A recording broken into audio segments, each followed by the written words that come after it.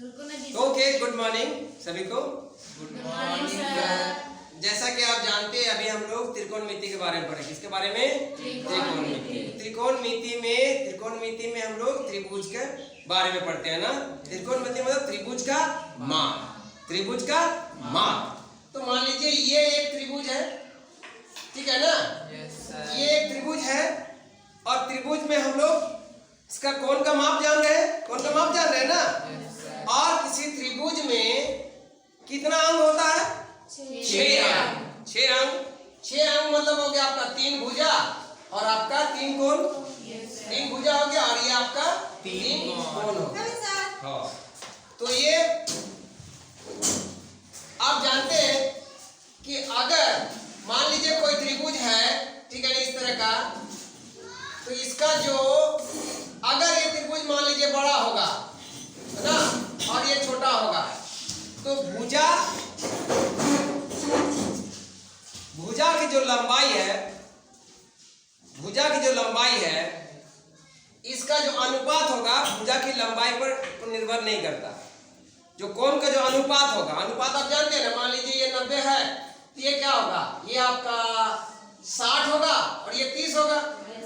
या फिर मान लीजिए ये आपका 45 होगा और ये 45 होगा ना। ये जो अनुपात है, तो ये मान लीजिए त्रिभुज अगर छोटा होगा, छोटा बड़ा होगा ना जी, ये छोटा है, तो ये भुजा की लंबाई पर निर्भर नहीं करेगा। जो अनुपात होगा किस पर निर्भर करेगा? कोण पर निर्भर करेगा, ठीक है ना। तो जिस तरह से अगर मान लीजिए हमको 2 भुजा मालूम है तो तीसरा भुजा निकल जाता है ना। तो उसी तरह से अगर हमको एक कोण और एक भुजा मालूम हो जाए तो बाकी तीनों का भी निकल जाएगा। तीनों कोण, दोनों को निकल जाएगा ना। मान लीजिए एक त्रिभुज है इस तरह का, अगर एक कोण हमको दिया हुआ तो बाकी 2 कोण निकल जाएगा नहीं निकलेगा? निकल जाएगा ना।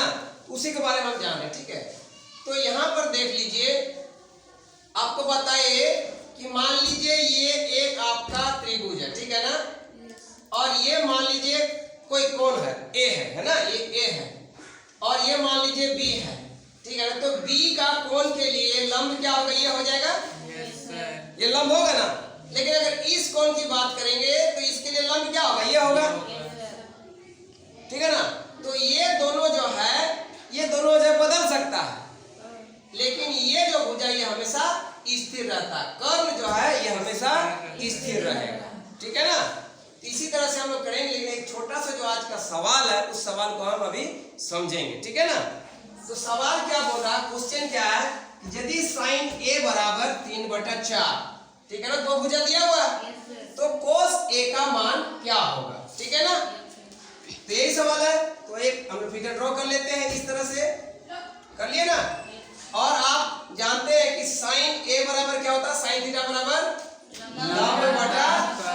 लंब बटा कर्ण। तो हम लोग यहाँ लिख देंगे लंब के जगह में कितना दिया हुआ है?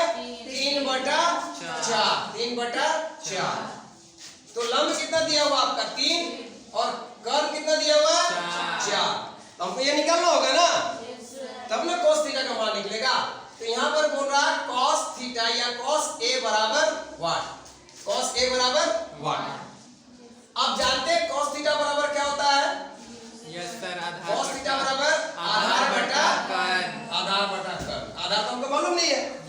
तो आधार यहाँ से निकाल लेते हैं हम लोग ना। निकालते उसी को निकाल लेते, इसको मिटा देते थोड़ा सा, ठीक है। तो देख लीजिए,